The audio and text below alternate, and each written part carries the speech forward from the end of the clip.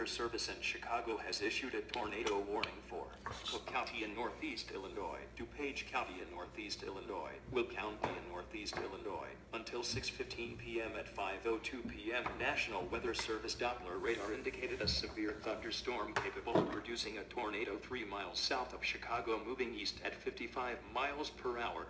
The safest place to be during a tornado is in a basement. Get under a workbench or other piece of sturdy furniture. If no basement is available, seek shelter on the lowest floor of the building in an interior hallway or room such as a closet. Use blankets or pillows to cover your body, and always stay away from windows. If in mobile homes or vehicles, evacuate them and get inside a substantial shelter.